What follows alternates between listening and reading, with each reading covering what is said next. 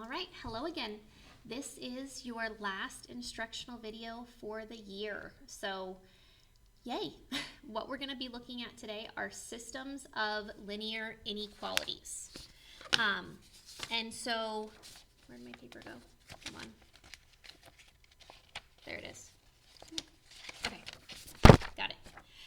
So when we're looking at systems, we looked at these before, but we looked at systems of equations. So I'm going to look at an example like that so that we can kind of see how it works. So let's say I've got y is equal to a 2x plus 3, and then y is equal to a negative 1/2 x plus 3. Okay? And when I'm looking for the solution to these graphically, remember our solution is the intersection point. Right? We did these actually as review. We did them not very long ago. That was before spring break, right? So we've got, I'm going to graph my first one. My y-intercept is 3. My slope is over 1 up 2. And then I can also go backwards. So there's my first line. And then my second one is my y-intercept is also 3, but my slope is a negative 1/2.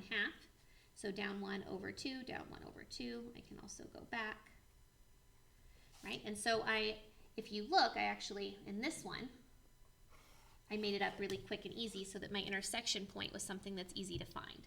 So the solution would be the point 0, 3, right? So this is for a system of equations.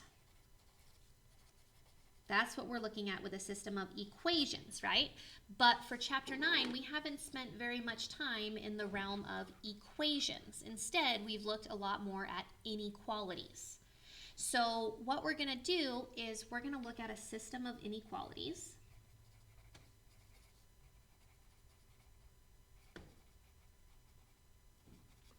Okay, a system of inequalities, and what we're going to do is we are going to see how that changes our work. Remember that before, if I had something like this, and then y is greater than or equal to negative 1/2 plus 3, or 1/2 x plus 3. If I have something that looks like this, it works very similarly. I'm going to graph my boundary line, check to see if it's a solid line or a dotted line, and then I pick a side and shade. We're going to do the same thing. So I'm going to actually take here's my Post-its. I'm actually going to completely ignore the fact that that second one exists right now. We're going to come back to it in a minute. I'm going to focus on this first one first. So I'm going to start by going up 3, and then my slope is over 1 up 2, and also going back the other direction, right? I'm going to fill up my whole graph. And so this one, is it a solid line or a dotted line? Do I have that little extra thing underneath that tells me to fill in my line? No. So this one is a dotted line. So I'm going to, using my ruler to kind of help guide my dots, I've got a dotted line, right? Now I pick a point and I have to shade, right? I'm going to pick 0, 0 because it's not on my line.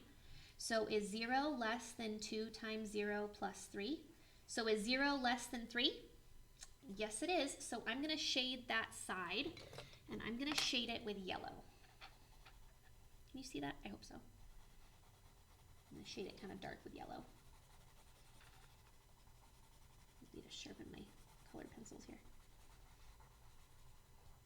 Okay, so that's my first part. So this piece right here tells me that I have this inequality graphed. Just like up here, I graph my lines first. Down here, I'm graphing my lines first. Same thing. So now, I'm going to look at this one. My y-intercept is 3, but my slope is down 1 over 2, down 1 over 2, down 1 over 2. I can also reverse it, right? Remember, you want to use your slope as much as you can.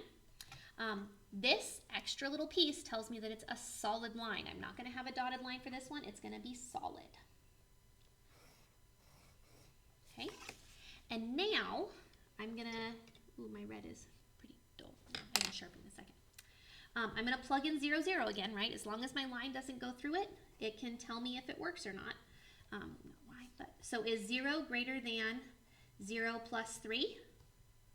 0 greater than 0 plus 3? 0 greater than or equal to 3? Nope. So that means I don't shade this side of this line. I shade this side up here.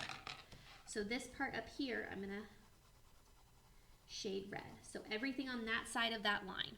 Now, when we're looking for the solution of a system of inequalities, we're looking for all of the points that will make both of these things true.